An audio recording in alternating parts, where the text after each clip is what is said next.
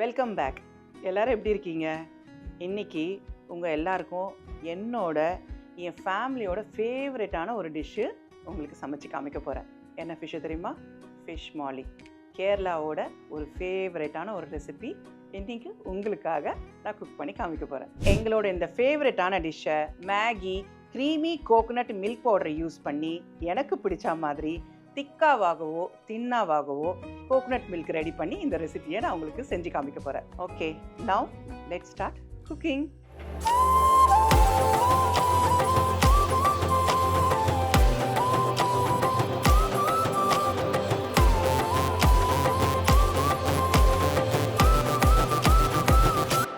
இந்த ஃபிஷ் மாலி பண்ணுறதுக்கு நான் 1/2 கிலோ நல்ல சூப்பரான ஃப்ரெஷ் நெய் மீன், அதாவது கிங் ஃபிஷ், தமிழில் சொன்னால் வஞ்சர மீனை வாங்கி வச்சுருக்கேன்.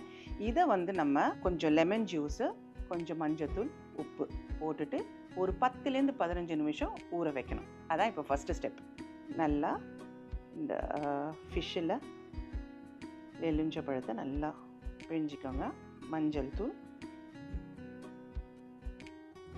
அதுக்கப்புறம் சால்ட் அதிகமாக வேண்டாம், கொஞ்சம் பட்டும் படாமல் கொஞ்சம் சால்ட்டும் மஞ்சத்தூள் வச்சுட்டு ஒரு 15 நிமிஷம். ஏன்னா ஃபிஷ் மாலி சீக்கிரமாக ரெடி ஆகிடும் அப்படிங்கிறதுனால இதுக்குள்ளே இந்த உப்பு நல்லா ஏறி இருக்கும். ஸோ அதனால் ஒரு 15 நிமிஷத்துக்கு இதை ஊற வைக்கலாம்.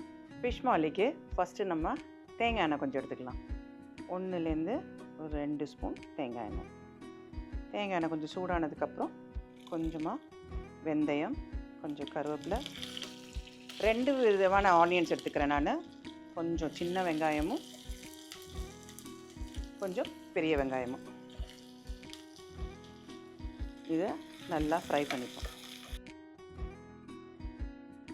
ரொம்ப ப்ரௌனாக வதங்கணும்னு அவசியம் இல்லை, ஓரளவுக்கு டிரான்ஸ்லூசண்ட்டாக ஆனாலே போதும். இதில் அதிகமாக நமக்கு மிளகாத்தூள், தனியாத்தூள் இதெல்லாம் எதுவுமே கிடையாது. ஸோ அதனால் பிளாண்டான ஒரு கறி அது. அதாவது காரம் பிடிக்காதவங்களுக்கு ரொம்ப பிடிக்கும் இந்த ஃபிஷ் மாலி. நல்லா வதங்குது.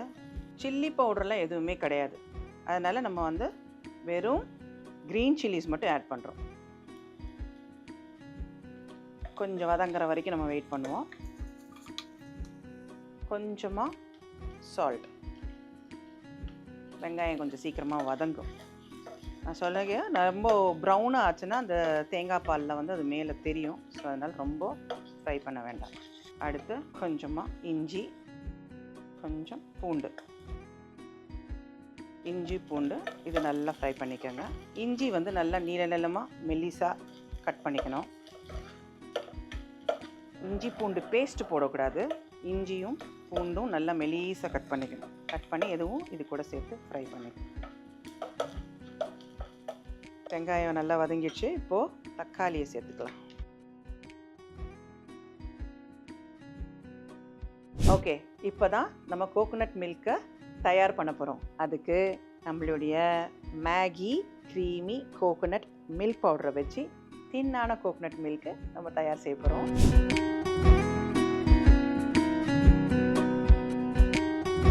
ஜென்ரலாக கோகோனட் மில்க்கு பண்ணும்போது நம்ம தேங்காவை உடைச்சி அதை துருவி அதை மிக்சியில் போட்டு அரைச்சி அப்புறம் அதை பிழிஞ்சி எடுத்து அதுக்குள்ளே நமக்கு நேரமே போயிடும். சிம்பிளான ரெசிபி கூட ரொம்ப லாங்காக போயிடும். ஆனால் இந்த பவுடர்னால் நம்ம சீக்கிரமாக இந்த ரெசிபியை முடிச்சிடலாம். இதில் நம்ம இப்போது தின் கோகோனட் மில்க் பண்ணுறதுக்கு 2 ஸ்பூன்ஸ் பார்த்துக்கோங்க. 1 2 கோகோனட் மில்க் பவுடர் போட்டாச்சு. இதில் லூக்வார்ம் வாட்டர், அதாவது கொஞ்சம் வெதுவெதுப்பான தண்ணி ஊற்றி நம்ம மிக்ஸ் பண்ணிக்க போகிறோம். பாருங்கள், அவ்வளவுதான். தின் கோகோனட் மில்க்கு எத்தனை ஒரு செகண்டில் ரெடி. இப்போது தின் கோகோனட் மில்க்கு ரெடி. இப்போ நெக்ஸ்ட்டு திக்கான கோகோனட் மில்க்கு ரெடி பண்ணலாம். திக்கு கோகோனட் மில்க்குக்கு 3 tablespoon coconut milk powder எடுத்துக்கலாம். 1 2 3. இப்போ இதுக்கு 1 கிளாஸ் லூக்வார்ம் வாட்டர், வெதுவெதுப்பான தண்ணி ஒரே 1 கிளாஸ் தான் இதில் ஊற்றிடலாம். இப்போ இதை மிக்ஸ் பண்ணுறோம். பாருங்கள் எவ்வளோ திக்காக இருக்குது. திக்கான கோகோனட் மில்க்கு ரெடி. நல்லா வதங்கிடுச்சு. இப்போது இந்த தின்னான கோகனட் மில்க். இதை வந்து இதில் சேர்க்க போகிறோம்.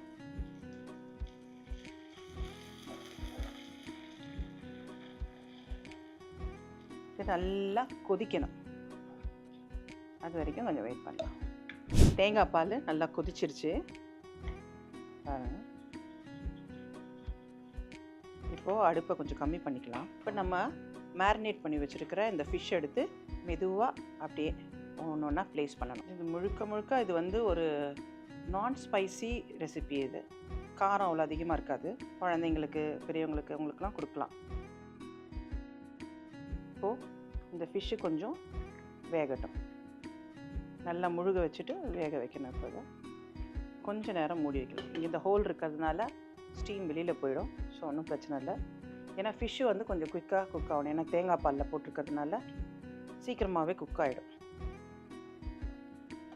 உடையாமல் இந்த ஃபிஷ்ஷை திருப்பி போட்டுக்கணும். அது நல்லா அந்த தேங்காய் பாலில் முழுகணும்.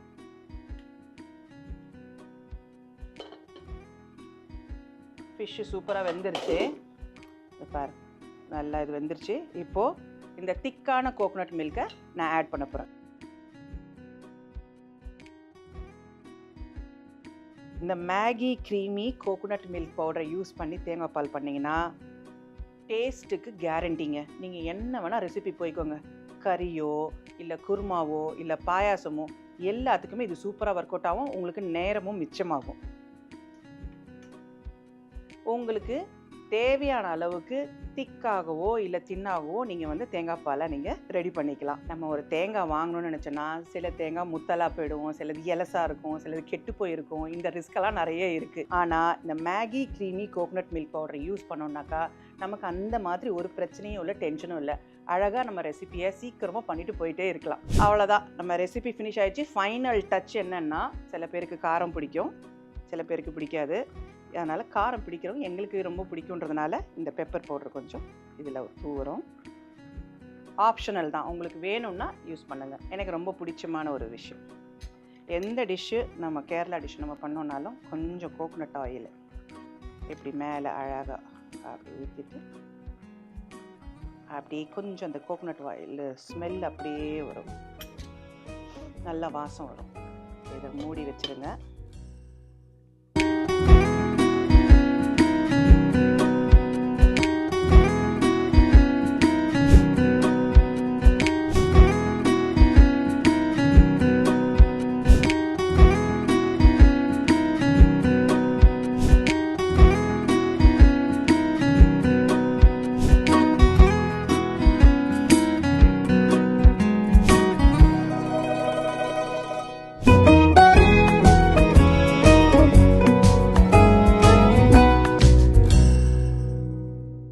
நம்ம Maggi creamy coconut milk powder வச்சு தயாரித்த ஃபிஷ் மாலியை டேஸ்ட் பண்ணி பார்க்கலாம். நான் இதை வந்து தட்டு இட்லி கூட சாப்பிட போகிறேன்.